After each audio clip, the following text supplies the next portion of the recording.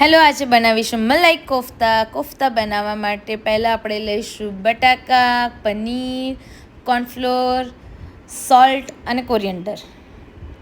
એ બધું જ મિક્સ કરીને આપણે એને ગોળ ગોળ નાના નાના બોલ્સ બનાવી લઈશું. પછી એને ગરમ તેલમાં ડીપ ફ્રાય કરી લઈશું જ્યાં સુધી બ્રાઉન ના થાય ત્યાં સુધી.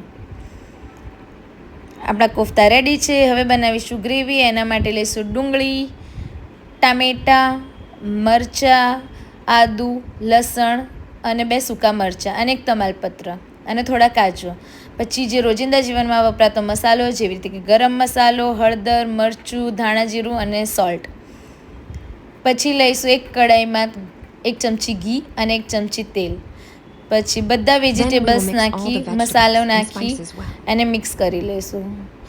થોડા પાકી જાય વેજીટેબલ લાઈક 40 to 50% ત્યાં સુધી પકાવીશું. પછી એને મિક્સરમાં ગ્રાઇન્ડ કરી દઈશું. ગ્રેવી પતલી કરવા માટે આપણે 1/2 કપ જેટલું દૂધ નાખીશું.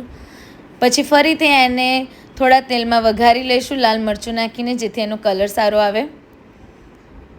એમ કરીને આપણી ગ્રેવી પણ રેડી છે. પછી એને સર્વ કરવા માટે એક પ્લેટમાં ગ્રેવી નાખીશું અને થોડા કોફતા મૂકીશું અને એના ઉપર થોડી ગ્રેવી, થોડી મલાઈ અને થોડું ધાણા નાખીને ખાઈશું. એવી રીતે આપણા મલાઈ કોફતા રેડી છે.